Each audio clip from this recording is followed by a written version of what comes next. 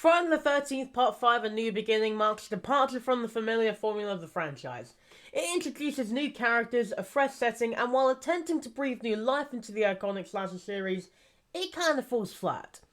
This installment takes viewers on a suspenseful journey through the eerie woods of Crystal Lake, where a new killer stalks unsuspecting victims, and familiar faces come back to be taunted once again. So let's get into it.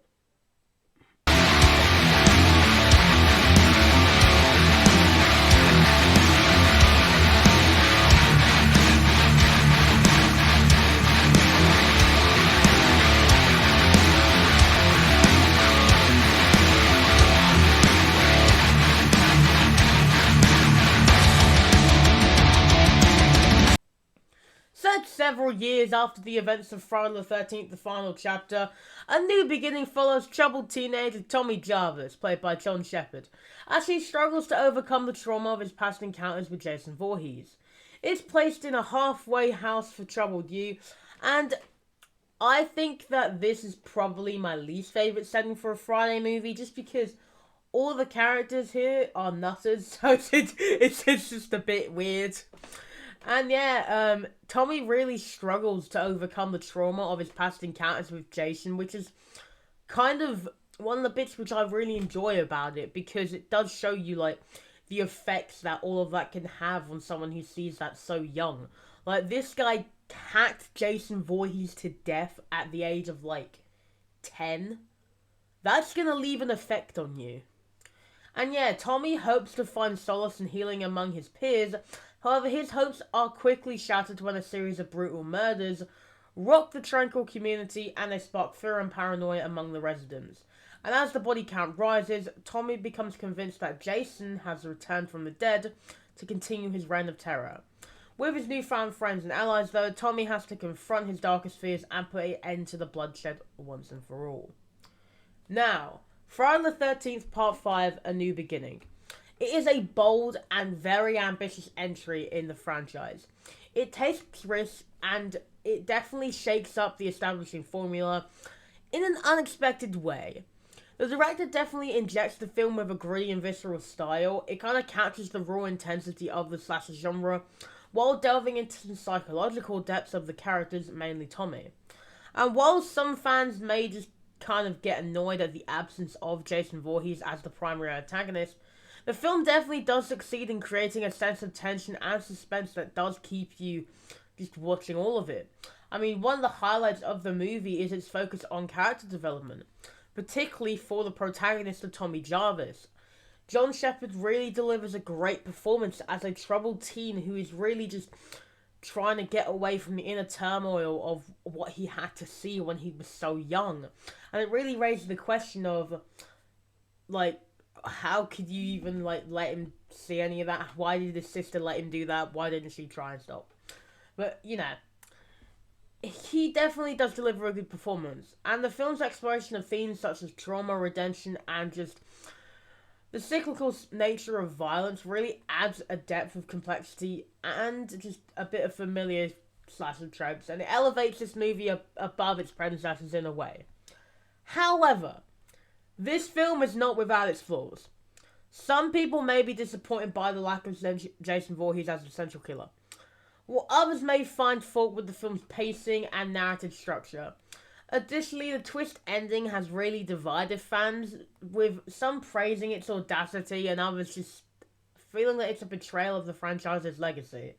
If you don't know what the twist ending is, I will say it now, so spoilers for this movie. Basically, it turns out that the killer is actually this paramedic from the beginning of the movie who died. And now he's seeking revenge for his son dying. But he's using the Jason moniker and all of that, you know, yada yada yada. He's the new Jason, but it doesn't really work that well in my opinion.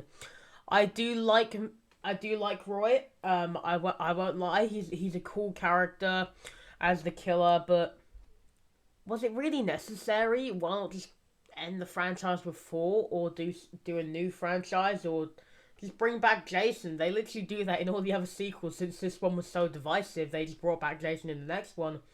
I feel it maybe would have been better if they just brought back Jason in this one and then just kept the pace going, you know, maybe not even have a killer at all, like in Jason or Roy, but have Tommy be the killer. And have it be Tommy struggling with, like, him thinking that Jason Voorhees is the actual killer, where it's him and his trauma that's actually killing all these people, and he's just covering it up by saying that Jason did it. That would actually be a really good movie, and I wish that they did do that. But yeah, this movie is definitely a diverse entry in the franchise. It offers a fresh take on familiar themes, while also just straying from the formula that made its predecessor so successful. And it definitely doesn't please purists or casual viewers alike. It still definitely deserves credit for taking risks and pushing the boundaries of the genre. Whether you love it or you hate it, I don't really care. It's definitely a memorable and thought-provoking addition to the franchise, and I just think it is one of the better Friday the 13th movies that came out, like, during this time, because we didn't really get many good Friday the 13th sequels. A lot of people love the later ones for how campy and dumb they get, such as Jason Takes Manhattan. That was my favourite for about a month until I realised this film sucks. And yeah, this one is actually pretty good. I just kind of don't really like it because it doesn't really have Jason in it, but all of the themes and just all the, like, interesting things that they do with the characters definitely make up for that fact. But no, what do you guys think? Do you guys enjoy this movie? Have you even seen the movie? Let me know in the comments below if you've seen Friday the 13th Part 5, A New Beginning.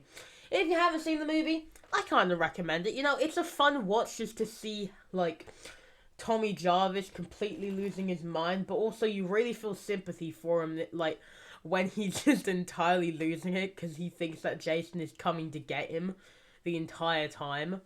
Whereas it's just this guy who wants revenge for his son. It wasn't even Tommy's fault, that's the thing. That's the sad part. It wasn't Tommy's fault that his son died, but he's just killing anyone at this point. He just wants revenge. And yeah, thank you for watching this video. If you enjoyed it, leave a like on the video and subscribe if you want to. Until next time, though, bye-bye.